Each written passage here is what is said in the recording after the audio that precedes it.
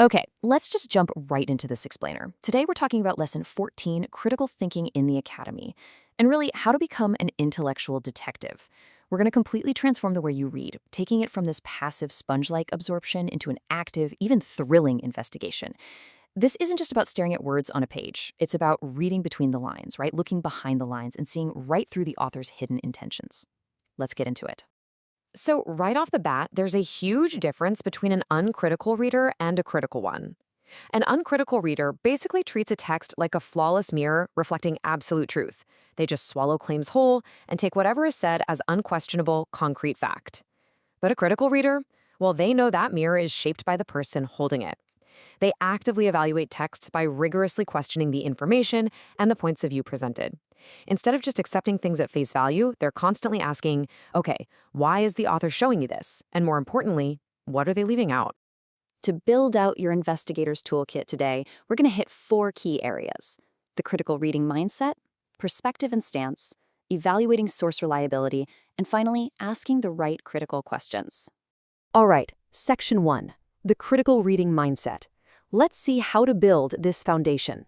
You know, it's actually a massive myth to think of academic writing or even published textbooks as purely objective, like they're just some perfectly neutral delivery of what the world is really like. Academics, scientists, journalists, they're all human. They literally cannot step completely outside the beliefs, social structures, and ideologies of their own groups. Because of that, all texts contain some level of subjectivity. Basically, every text you read is fundamentally persuasive. Authors are organizing data to get you to agree with them. And just recognizing that is your very first step to reading critically.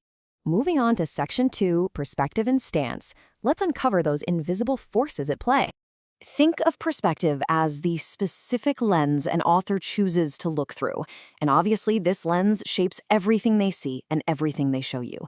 Imagine a city is proposing a massive new bridge. You could look at that exact same bridge from totally different angles. An economic perspective, that focuses on trade and commerce. An environmental perspective zeroes in on, say, the impact on local wildlife. An aesthetic perspective just cares about how modern the design is. It's the exact same object, but the angle changes the entire conversation.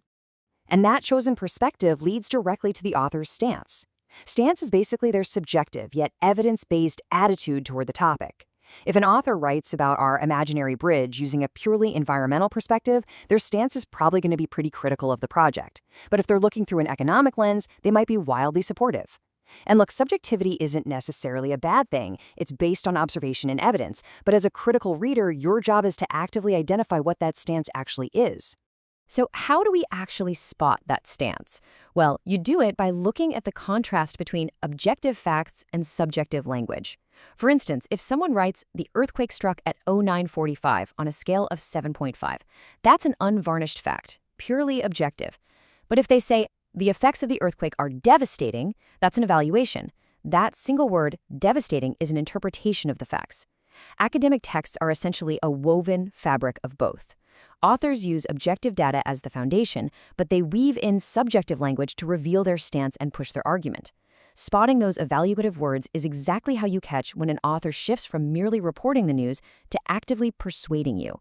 Okay, Section 3, Evaluating Source Reliability. Let's talk about whether the evidence itself is actually trustworthy.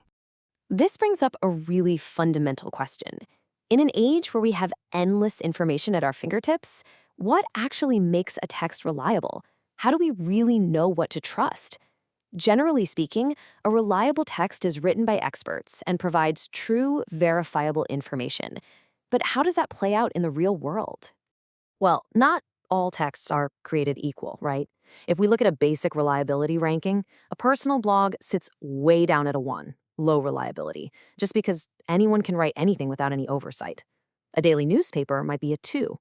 It's variable since some papers really lean into subjective, opinion-heavy pieces. But up at the top, academic journals and textbooks sit at a solid 3. And the reason is pure review. Experts in the field rigorously evaluate these articles before they ever see the light of day, often blind to who even wrote them. It's that intense gatekeeping that really elevates their reliability. But wait, this brings up a fascinating point. If a peer-reviewed academic textbook is highly reliable, does that mean we can just turn our brains off and accept every single word in it? No way! Absolutely not. Even when you're dealing with a highly reliable text, you have to pause and ask yourself if the author's framing or the evidence they selected still requires some critical interrogation. Because remember, even the most brilliant experts have a perspective. They're making choices about which reliable facts to include and which ones to leave on the cutting room floor. You always have to stay critical. And that brings us to Section 4, asking critical questions. Let's put this into practice. This is where we turn our framework into a live interrogation process, shifting you from a passive consumer to an active evaluator. Before you buy into an argument, you need to figure out exactly who the author is talking to.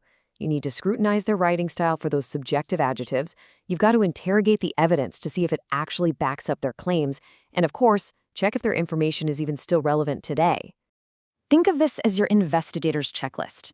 It's the exact toolkit you should habitually use to dismantle an argument. Ask yourself, is this text meant to inform me, or are they secretly trying to sell me something? Is it written for specialists or just the general public? Are they giving me appropriate statistical evidence or just pushing strong opinions? And this one is my absolute favorite. Are there hidden assumptions masked as facts? You know, when an author drops something like, since we all know the economy is failing, that's an assumption masked as a fact. They're trying to sneak right past your critical filter. But with this checklist, you catch them red-handed. So, I want to leave you with this to chew on. The next time you come across a genuinely convincing argument, whether it's sitting in a university textbook, popping up in a news article, or just in a viral post, what critical questions are you going to ask before you choose to believe it?